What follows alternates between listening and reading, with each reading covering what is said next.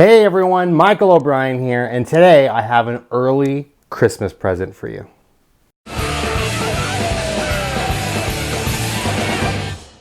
All right everyone, so far 2021 is already going to be looking a little bit better than 2020 was. I won't even go into the politics of it. I dare mentioned, the orange guy's name in another video, and a bunch of people went off in my comments that they were unsubscribing and stuff because I should keep politics off of this channel, so I won't go ahead and do that. But I will say, last week I did a video talking about racism, misogyny, and just general prejudices and stuff, sexual assault, all that good stuff, in the magic community. Today we're going to be doing another video on that, but in more of a positive light. So in this video, I'm going to be talking about Jibrizi again, but I'm actually going to be talking about him in a positive way, believe it or not, because Jibrizi actually came out and put out an apology video. For those of you who have no idea what the heck is going on, essentially Jibrizi, back, I don't know, a few months ago now, was going to release an effect called Cake, which at one point in the routine, the magician reaches his hand into the spectator's back pocket and pulls out the card, this spectator's thought of card or whatever. And it was marketed in such a way that it was encouraging people to use this trick as a way to, get a girl's phone number, implying that, like, you can get up close to her, you can flirt with her, you can grab her and stuff like that. And the magic community kind of went off on him about that. Well, he went on to a podcast and decided to double down on that, but not only did he double down on that, he ended up using a bunch of slurs to the LGBTQ plus community. I won't repeat the slur here. I'm sure you guys know exactly which slur I'm talking about. And he said it over and over and over, maybe like 30 or 40 times within like a 5-minute period. And it got so bad that the podcast ended up getting shut down. He ended up getting muted, and it just went downhill from there. The whole thing started here on my channel because I did a video calling out Cake, and he came on to my comment section and started calling a bunch of people in the comment section who were, I guess, defending my point of view. You shouldn't use that effect to flirt and grope women. He was calling him that slur. So that all kind of started in my comment section and then spilled over into that podcast. Extremely immature and just extremely hateful, and just, it left a really bad taste in a lot of people's mouths. If you already didn't like Jabrizi at this point, or should I say if you already, weren't sure if you liked Jabrizi or not at this point, you definitely didn't like him anymore after that. Now, I'm going to come out right now and say I'm not a Jabrizi hater. I've never been a Jabrizi hater. There's a lot of things that he's done that I think people could be upset about, but never once have I said, oh, Jabrizi's just like the worst or whatever. I've had personal experiences with him. Some of my close friends have had personal experiences with him. He does a lot of stupid stuff, but again, we all do stupid stuff. But when you do stupid stuff like this to this extent, it's a little bit different, because now you're not just being immature, you're purposefully being hateful and, just prejudiced against other people. And I've had a lot of his friends or followers or supporters come onto my channel and, tell me he's really a good guy, this and that, and that's not really him. And I can kind of believe it.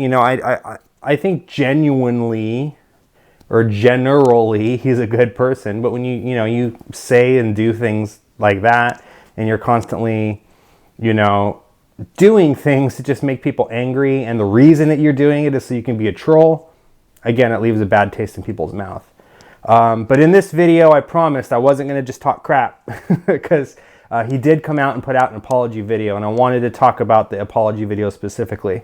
I will leave a link to the apology video in the description below. And so you guys can go watch the apology video for yourself afterwards, and then let me know if you think that it was heartfelt or not. I'll tell you my thoughts. I do think it was a heartfelt apology. One of two things happened. Either it finally got to him that like a lot of people were like criticizing him for saying the things he did, or his agent or his publicist got in his ear and said, look, dude, like this isn't a good look for you. You need to like nip this in the butt. Either way, it got him thinking about it enough that he cared to reach out to some of his friends and talk about it. He reached out to people that he didn't know on Facebook and talked about it. He reached out to local communities, LGBTQ plus communities in his area, I suppose, and talked to them. Now, all of this, he says in the video, I haven't sourced any of this or fact-checked any of it. I'm just telling you what he's talking about in the video. And he says he reached out to all these people. He's had long conversations, both written and over the phone. And I'm guessing either in person in some cases. Maybe he went to these community centers. He called them community centers. And maybe he reached out with a phone call. I'm not 100% sure. But the bottom line is he did his due diligence, and he did reach out and actually open up a dialogue with, you know, some of these people. And not just people in his echo chamber. It sounds like he went out and he actually reached out to people in the communities that he was marginalizing in the way that he was speaking to people specifically in that podcast. And if you don't know what podcast I'm talking about, I'll go ahead and link the podcast link in the description as well, so you guys can check that out. But yeah, I feel like it was genuine. I feel like it was heartfelt. He really seemed like it was affecting him. It could have been because he was like, I don't think he was losing followers over it. I mean, he's got like millions of followers, but I think enough people that he would want to associate himself with probably were like, dude, you're messing up. And if you don't stop, like, I don't want to deal with you anymore. So it could have been that, or maybe it just really did over time, because these little things they fester inside your soul, you know? If you've ever done something to hurt someone and then didn't get closure, it grows and grows and grows and grows like a big old lump in your throat.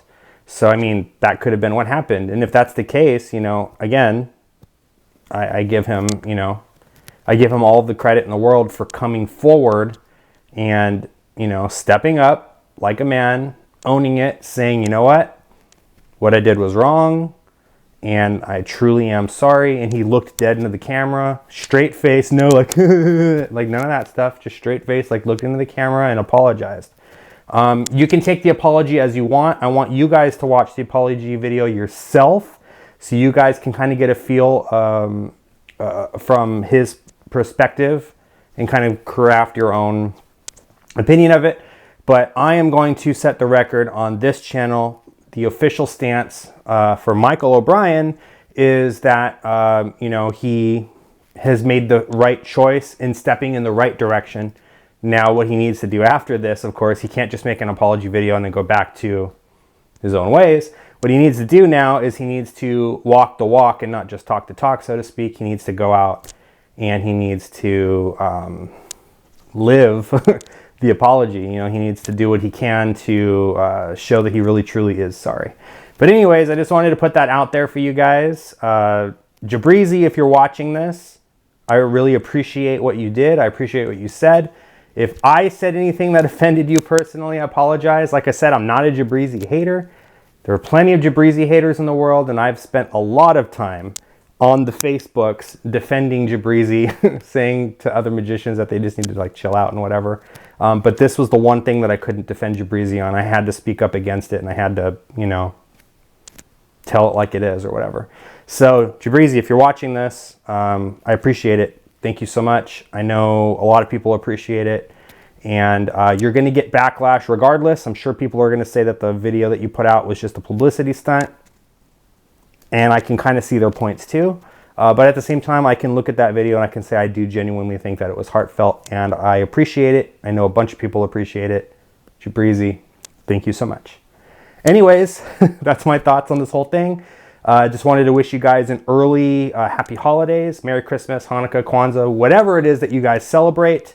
I'm going to do a couple more of these little videos in front of the Christmas tree while it's still up because my wife took so much time to go ahead and decorate the tree. Doesn't it look beautiful? So I figured I might as well show it off in the next couple videos, and it saves me the headache of having to set up my whole studio backdrop. Anyways, see you guys next time.